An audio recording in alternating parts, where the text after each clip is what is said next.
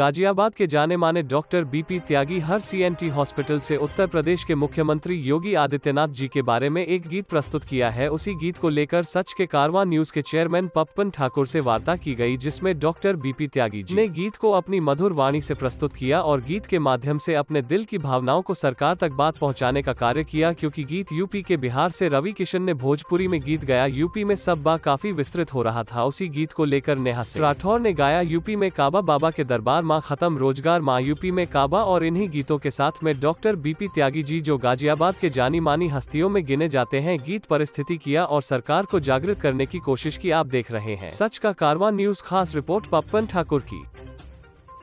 आज हम शहर के जाने माने डॉक्टर बीपी त्यागी जी, जिनको अपना परिचय देने की कोई आवश्यकता नहीं है, लेकिन कोरोना काल जो चल रहा है उसमें एक्चुअली जो मास्क हमारे चेहरों पर लग चुके हैं, इस वजह से परिचय देना पड़ता है, क्योंकि ये हमारी सारी पहचान को ढक देता है।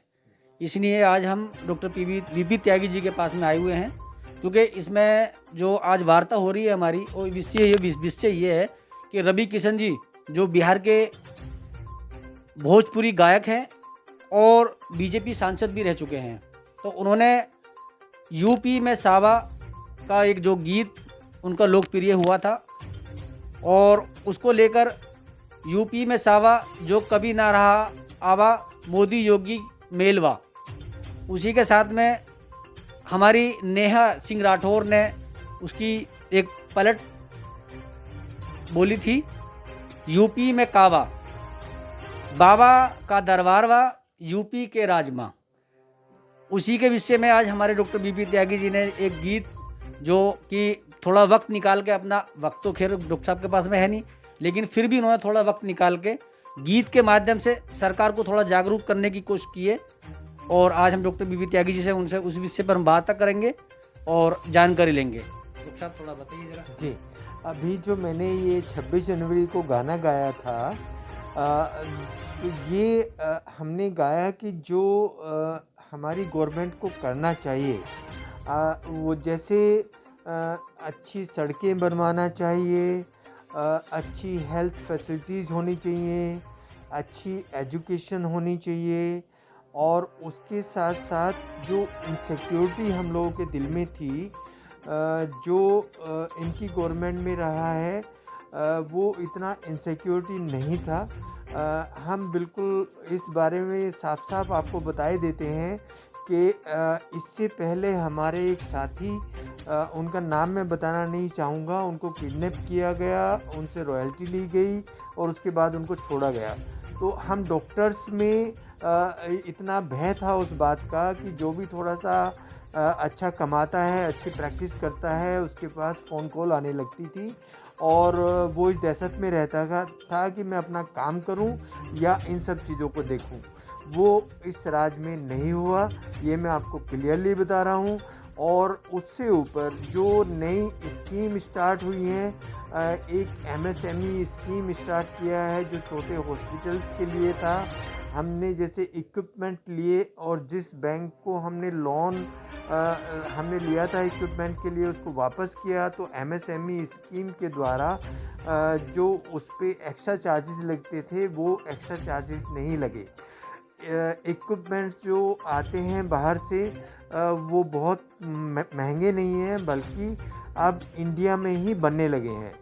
तो इन सब चीज़ों से हम लोगों को क्या बेनिफिट मिला है कि जो हॉस्पिटल रनिंग एक्सपेंसेस हैं वो कम हुए हैं, और उससे हम अपने पेशेंट को अधिक से अधिक बेनिफिट दे पाते हैं।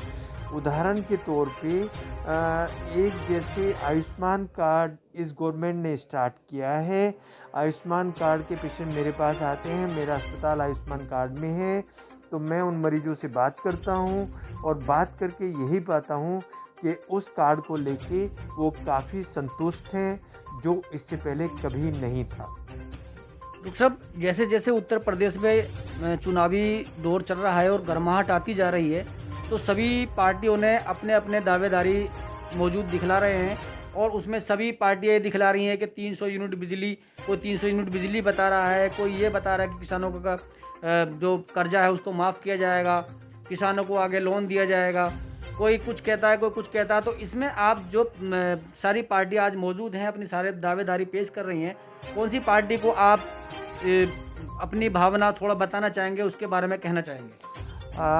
वो देखिए, मैं एक डॉक्टर भी हूँ और एक किसान का बेटा भी हूँ।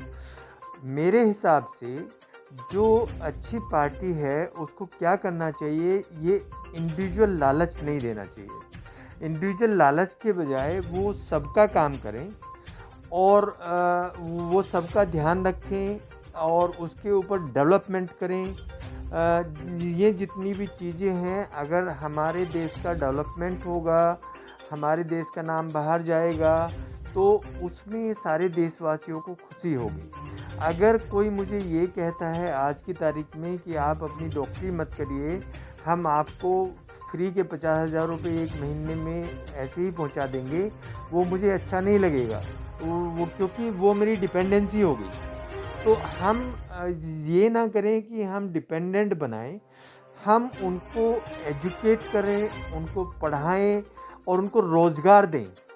हम ये ना कहें कि हम फ्री बिजली देंगे, हम ये कहें कि हम अच्छा पढ़ाएंगे, अच्छे कॉलेज खोलेंगे, आपको बाहर जाने की ज़रूरत नहीं पड़ेगी और आपकी एजुकेशन सस्ते रेट में होगी। ये सब चीज़ें अगर की जाएं तो वो हम सब लोगों को अच्छा लगेगा और जो कि एक अच्छी गवर्नमेंट को करना चाहिए। डॉक्टर साहब ने जो जानकारी दी है वो एक महत्वपूर्ण जानकारी है और हम चर्चा जो कर रहे थे गीत के ऊपर कर रहे थे, लेकिन थोड़ा सा हमें इसको वैसे लेना नहीं चाहिए था, लेकिन फिर भी हमने थोड़ा सा लिया क्योंकि हर किसी की भावना होती है। अच्छा डॉक्टर साहब, जो आपने जिस तरीके से गीत को थोड़ा सा क्या 2-4 बोल उसके थोड़ा लोगों को बता सकते हैं ज़रा? जो ये मैंने गीत गाया था, इसके जो 3-4 लाइनें में ये मैं आपको बता देता हूँ। योगी भैया फिर से आइयो, फिर से तिरंगा लहराइयो, गुंडों का राज ख़त्म करके उनके मकान फिर से तुड़वाइयो। ये इस तरह का मैंने बताया था। अच्छी सड़कें बनवा के हमें राजधानी बुलवाइयो, राम का मंदिर तुमने बनाया, अब कहना का भी बनाइयो। डॉक्टर साहब ने जो बातें रखी हैं वो बहुत ही महत्वपूर्ण बातें हैं और क्योंकि योगी जी के पास जो 4.5 साल जो 4.5 साल जो निकाली थी योगी जी ने, तो उसी उस पर भी हम वार्ता करेंगे कि उनके राज में किस किस तरीके से लोगों को मतलब एक फैसिलिटी मिली और किस किस तरीके से महत्वपूर्ण जो है जानकारी मिली। जी, जो मैंने अभी बताया, इसका एक हम डॉक्टरों के ऊपर ही मैं इस बात को ले जाता हूँ। हमारे पास कुछ लोग ऐसे आते थे जो अस्पताल में हल्ला काटते थे, तो उनके लिए एक हमें हेल्प नंबर दिया गया, एक सर्टिफिकेट दिया गया कि अगर कोई अस्पताल में हल्ला काटता है तो इस धारा के तहत उस पर एक्शन किया जाएगा।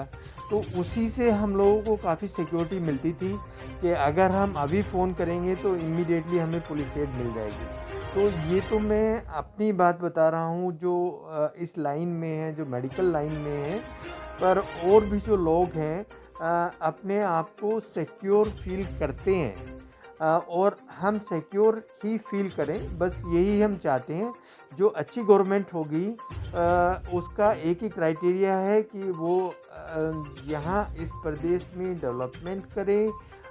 एजुकेशन के मामले में उत्तर प्रदेश बहुत नीचे है, इसको ऊपर लाएं। आप जैसे अगर हम इसका जो कंपैरिजन केरल से, जो केरल राज्य है उससे करेंगे तो ये बहुत ही कम है हमारा प्रदेश, इसको और थोड़ा ऊपर आना चाहिए।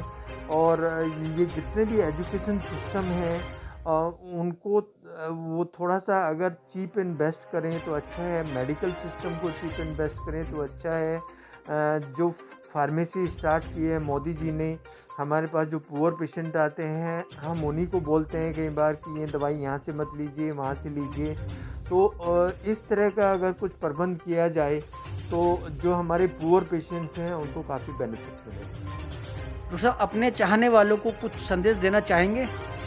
अपने चाहने वालों को मैं ये संदेश देना चाहूँगा कि आप ये मैंने अपने व्हाट्सएप पे भी स्टेटस लगाया था कि आप जब बीमार होते हैं तो आप ये नहीं देखते हैं कि मैं